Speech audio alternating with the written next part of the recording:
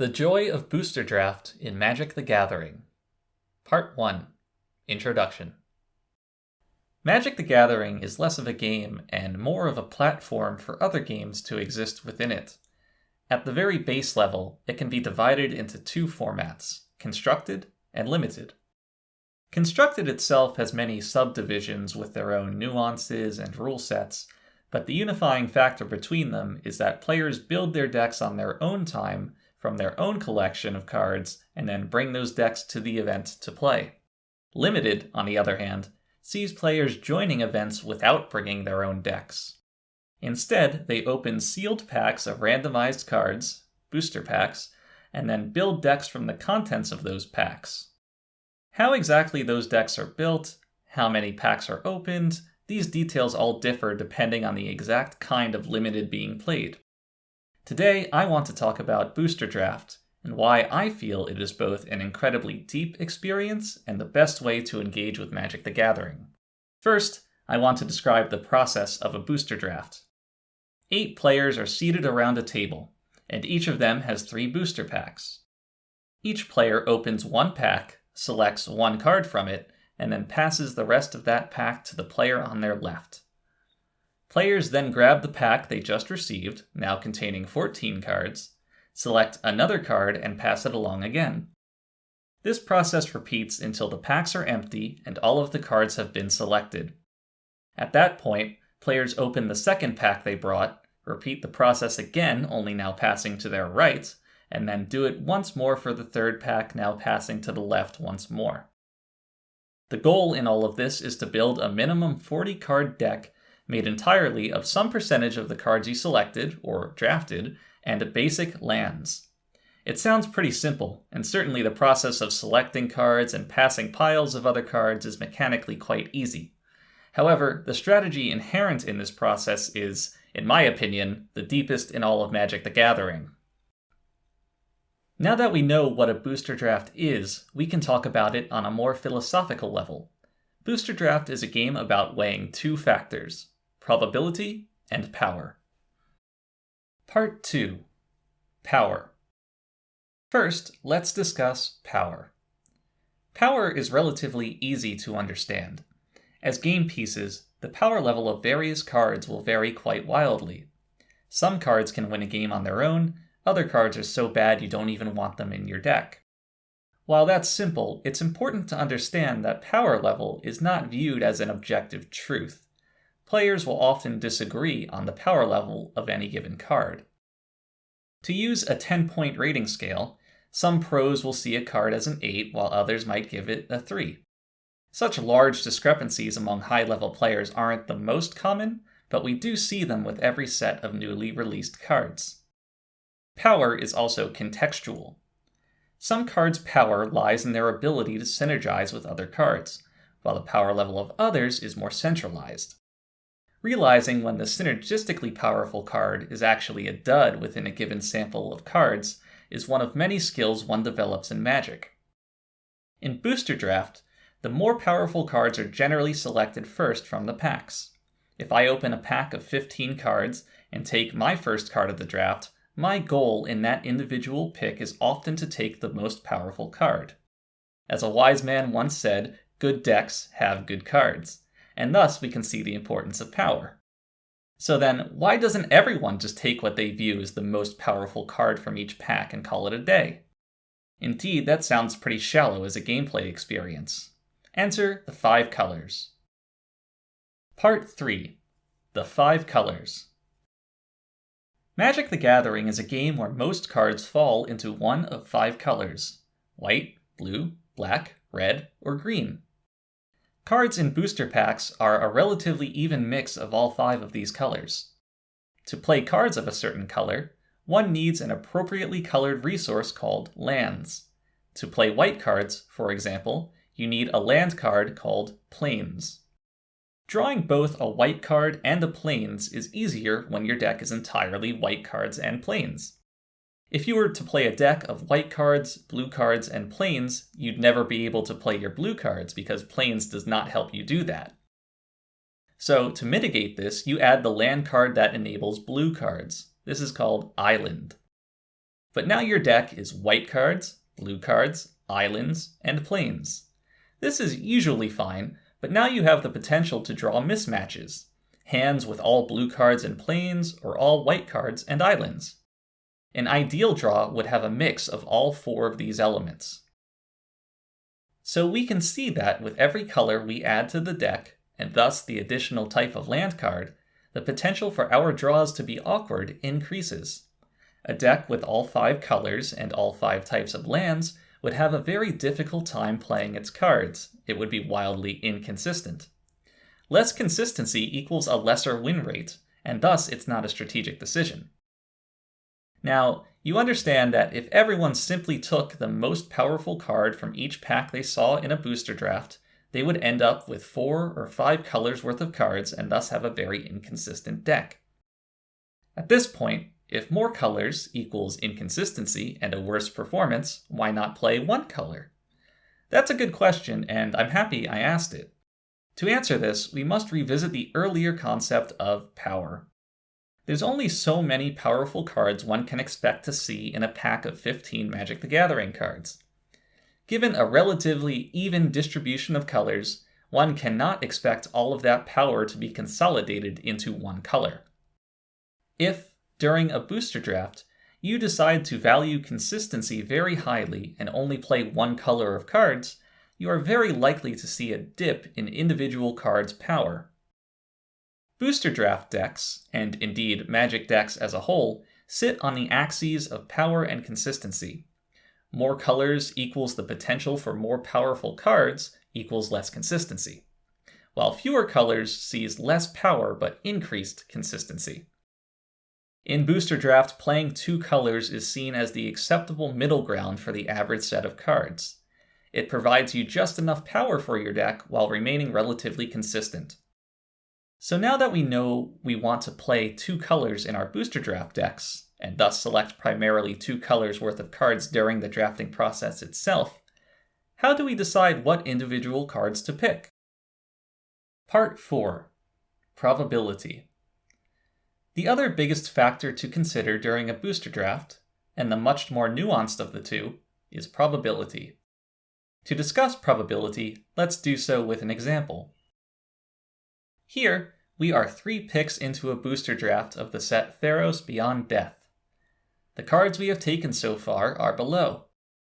Right now we have an Archon of Sun's Grace, a rare white card that is among the higher tiers of powerful cards in the set, a Reverent Hoplite, an uncommon white card that can be pretty good, and a Hero of the Pride, a decent but not great white card. We took those cards first, second, and third, respectively. Now we are about to be past our 4th pack. In this new pack, we see a few cards that are of particular interest to us. First is Heliod's Pilgrim. This is a strong white card. In fact, it's stronger than the Hero of the Pride we already have. However, the other card worth noting here is Pharika's Spawn. Pharika's Spawn is by far the most powerful card in the pack. What do we take? The white card, Heliod's Pilgrim, asks us to stay the course and value consistency. The black card, Pharika's Spawn, is more powerful, but asks us to take on some amount of risk to play it if we are still looking to play with our white cards. However, this doesn't tell the whole story. Consider the power level of Pharika's Spawn. It's quite good. This is a card so powerful we would likely take it first out of a pack, and yet here we are with the option of picking it up for our 4th pick. This means the 3 people to our right, the people who saw this pack before us, opted to take something else. We can chalk their decisions up to matters of color. This means that they passed a strong black card for cards of other colors. What conclusions can we draw from this? The biggest one is that the people to our right are not very interested in drafting black cards. Taking that conclusion to its next natural step, we can assume that they will continue not drafting black cards. That is, that we are likely to see more black cards in the future. Before this pick, we thought of ourselves as a white drafter. Now we have to update our mindset.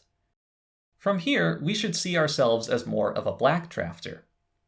Maybe we try to stay with white and black as our two colors, but to do so would be to ignore the rest of this pack. Heliod's Pilgrim is the only white card left in the pack, while there are two good green cards in here as well. Loathsome Chimera and Warbriar Blessing are both above average green cards.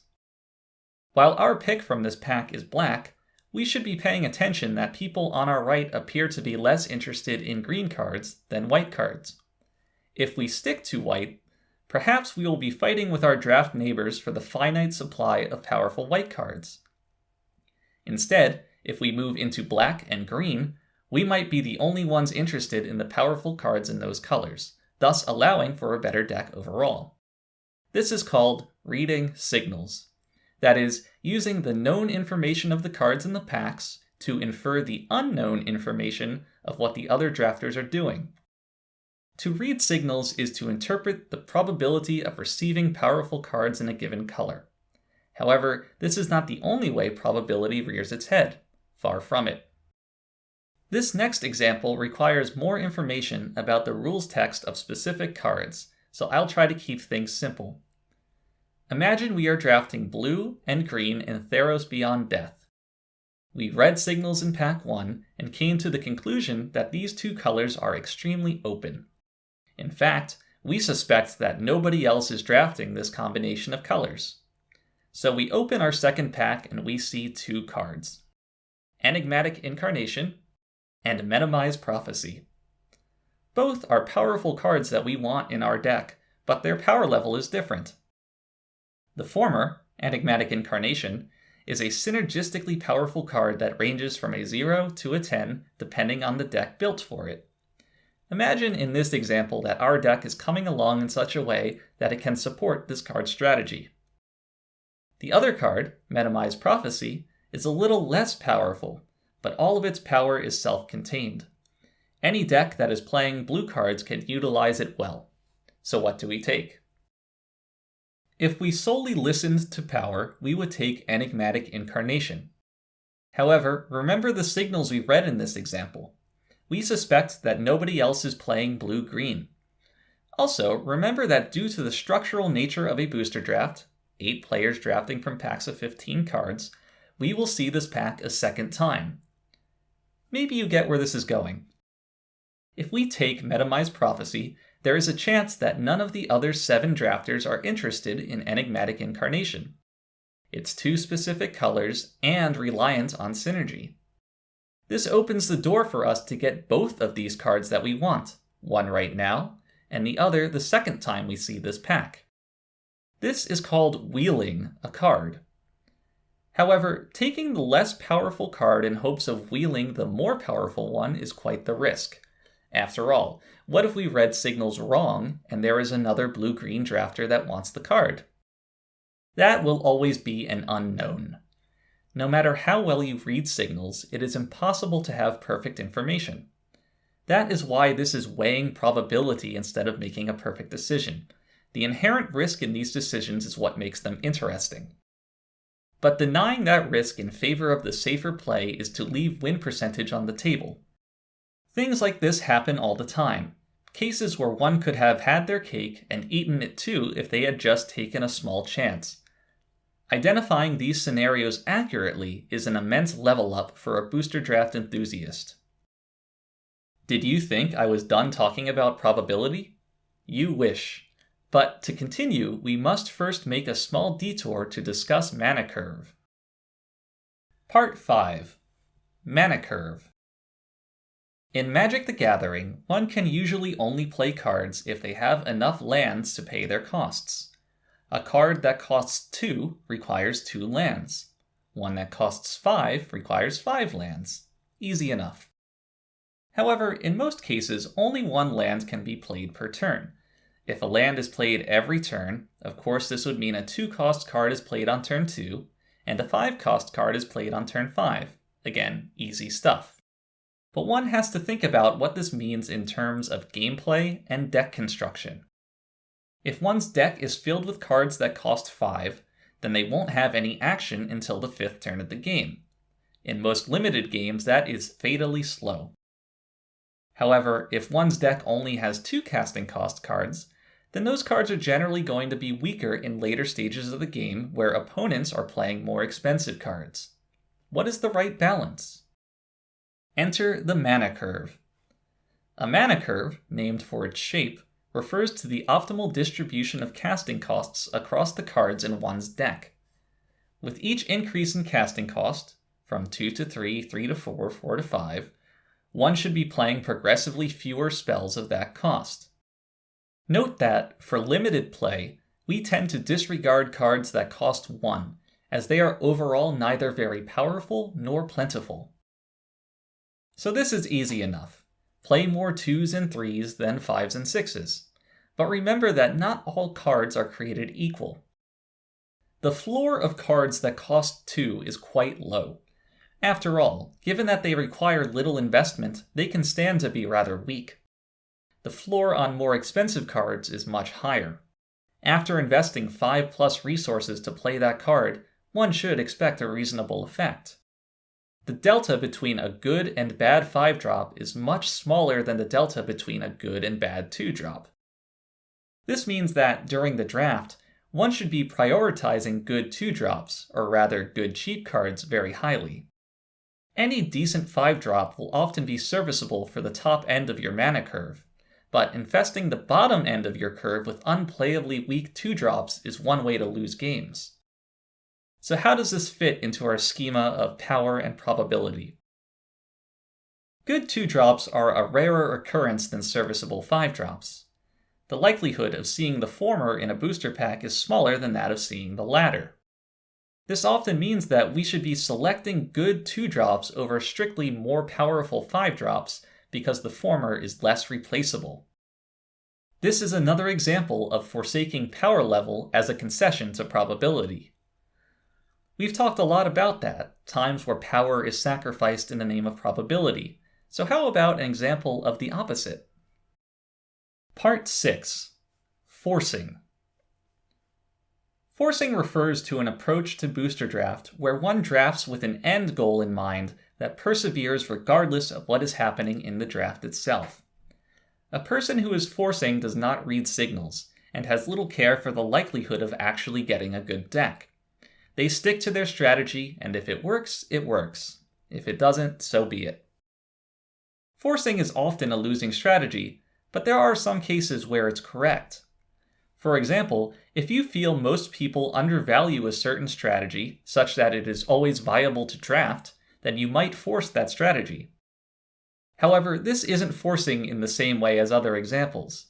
This is a calculated move, done because one expects the probability of this strategy being open to draft is high enough to always provide a playable deck. This is more meta than other forms of drafting, as it requires observing trends in the player population over many different drafts.